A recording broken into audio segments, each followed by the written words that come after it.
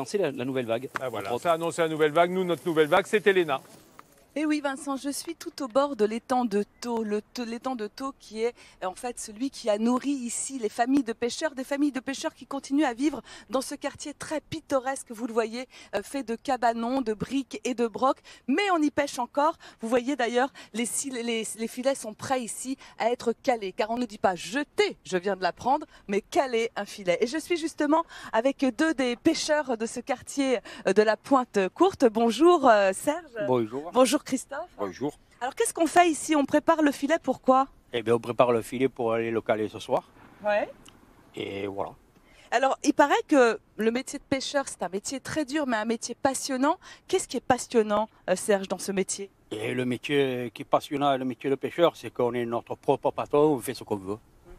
Voilà. Alors il paraît que vous aviez le choix entre faire l'école Léna, la grande école Léna, et pêcheur ici sur l'étang de Thau. Mais pourquoi vous avez choisi pêcheur sur l'étang?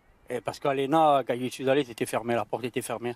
Ah bah oui, ça c'est une bonne raison. Alors vous, je ne sais pas si vous avez tenté Léna, Christophe, mais vous pêchez encore aujourd'hui. Qu'est-ce qu'on pêche dans l'étang? Des dorades principalement et de l'anguille. Après on peut pêcher un peu de tout, des coquillages, du poisson, mais principalement dorades et anguilles. Et alors aujourd'hui, on peut encore dire que l'étang de Thau, il nourrit les familles de pêcheurs qui habitent ici à Pointe-Courte? Oui, ceux qui restent, ils sont nourris, oui, bien sûr. En plus, nous, on aime bien manger, bien faire à la bringue, donc on mange et on boit bien. Alors vous voyez, ici, on pêche, on aime manger, on aime faire la bringue. Donc moi, je crois que je vais aller avec eux tout à l'heure pour caler les filets dans l'étang. Village de pêcheurs.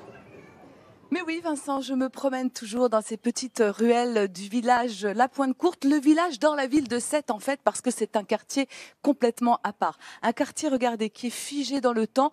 Tout ici est resté à façon ou plus ou moins. Alors pour découvrir l'âme de ce village et des habitants du village, je suis avec Robert. Bonjour Robert. Bonjour. Alors pêcheur depuis 5 générations, en fait, vous êtes la 5e génération. C'est ça, oui. Alors on parle ici plus du nom des habitants, on dit qu'ils sont des pointus, pas des sétois. On est tellement fiers de notre quartier qu'on dit qu'on est pointu avant d'être sétois, tous. Il faut demander à tout le monde.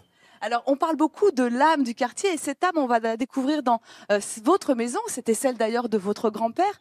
Et vous y avez consacré tout un mur de souvenirs où on voit quand même, Robert, que vous faites pas mal la fête, hein, si je regarde des photos ici. Mais vous savez, c'est ça, la convivialité de la pêche, notamment des pêcheurs, c'est de beaucoup travailler, mais aussi de faire la fête.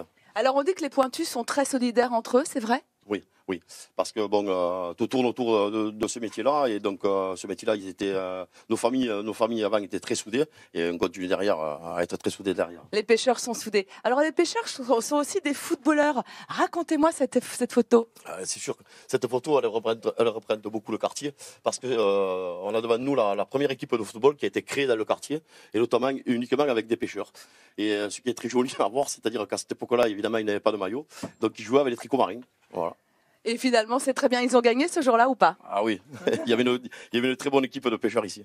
De la fierté, de la solidarité, de la convivialité, c'est finalement nous tous, je pense Vincent, qui devrions prendre exemple sur cette façon de vivre des pointus.